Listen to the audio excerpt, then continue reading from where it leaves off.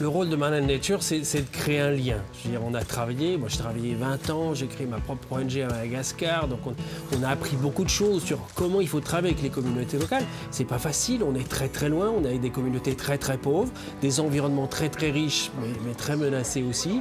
Maintenant, il faut faire le lien avec des entreprises du secteur privé et il faut mélanger l'économie. Olivier Bérat est l'un des créateurs de Man & Nature, une ONG qui lance des projets en Afrique, en Asie et en Amérique latine, en y associant la population.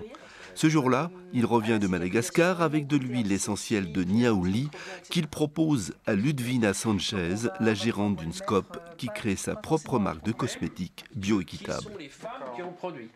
Les forêts malgaches partaient en fumée parce que les gens ils ne voyaient dans les forêts que de la cendre, alors qu'il y a plein de plantes médicinales, des plantes aromatiques et donc des plantes d'intérêt cosmétique. Donc on a essayé de valoriser ces plantes. Et c'était ça le but, c'est-à-dire on veut protéger les forêts, il faut qu'on montre qu'elles ont de la valeur. Et ça, c'est ce que Pachamama nous aide à faire, c'est de dire, ok, les ingrédients naturels, on va transformer les plantes en huiles essentielles, des huiles essentielles qui sont fondamentales pour l'industrie cosmétique et donc qui sont utilisées, dans le cas présent par Pachamama, et qui permettent de valoriser économiquement les ressources naturelles pour les communautés locales. Tu vois, quand il y a très peu de rendement dans un produit et qu'on arrive à trouver un débouché de marché, tu as quand même plein de femmes qui travaillent. Tu vois, dire que là, c'est des milliers de femmes qui peuvent bosser parce qu'il faut des milliers de feuilles, tu vois, quand c'est dans l'huile américaine. Mais effectivement, des petits trésors produits par des femmes pour des cosmétiques de femmes. Ça fait du sens. Ça fait du sens, oui. Je veux zéro impact. Je veux minimiser tout ce que je vais faire sur l'environnement.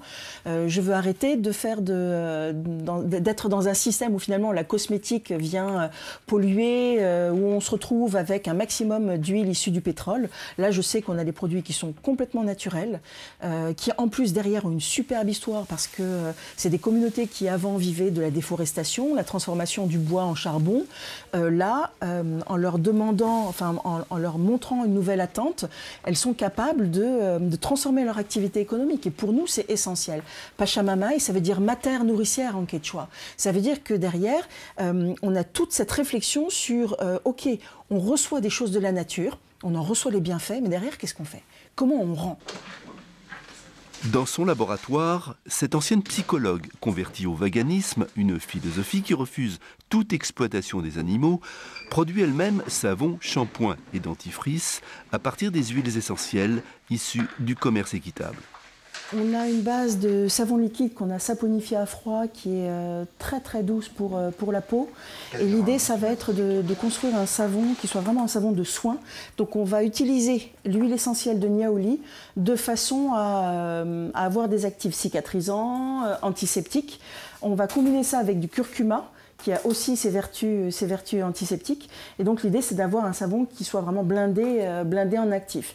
Donc on va avoir non seulement un parfum qui va être extrêmement agréable grâce au Niaouli, et on va avoir une couleur orangée qui va être attrayante aussi. Ça faisait déjà longtemps que je faisais mes propres cosmétiques avec, il y a déjà 15 ans, avec ces premières interrogations sur le sel d'aluminium. Et c'est à ce moment-là que j'ai commencé à me poser la question, mais qu'est-ce qu'on se met vraiment sur la peau ? Et se lancer dans la cosmétique, c'est pour moi apporter des produits de super bonne qualité aux personnes, avec des textures qui leur fassent plaisir, quelque chose qui soit vraiment utile pour la peau, mais aussi bon pour la planète. Alors là, j'ai les matières premières qui viennent de Man & Nature. Certaines sont juste en test, d'autres, comme on a déjà les documentations réglementaires, on les utilise. Comme par exemple l'huile de baobab, qui est une merveille pour les cheveux, qu'on utilise dans les shampoings solides, le beurre de karité qu'on utilise dans les savons saponifiés à froid que l'on fait et qui donne un petit côté brillant absolument extraordinaire. Et surtout, là j'ai une petite merveille que l'on a en test, c'est l'huile de palme rouge qui vient de Cross River et c'est une huile merveilleuse parce qu'elle est d'une finesse absolument incroyable et finalement ça fait beaucoup de bien à la nature aussi parce que c'est une huile qui n'est absolument pas issue de la déforestation. Dans la région orléanaise, Éric Belvaux, l'autre associé de la SCOP, est spécialisé dans la gestion durable des ressources naturelles. C'est lui qui gère les projets avec l'ONG Man & Nature, notamment au Cameroun et au Pérou. L'objectif de Pachamama, c'est d'essayer d'avoir un sourcing le plus fiable et le plus éthique possible. Et donc c'est là où il y a une connexion avec Man & Nature et des actions qui sont menées de par le monde par l'ONG. On travaille sur des ingrédients naturels qui vont produire des actifs pour l'industrie cosmétique. Et donc ce qu'on souhaiterait avec Pachamamaï, c'est que derrière chaque produit, on ait une belle histoire à raconter. On a un espace ou une espèce à protéger.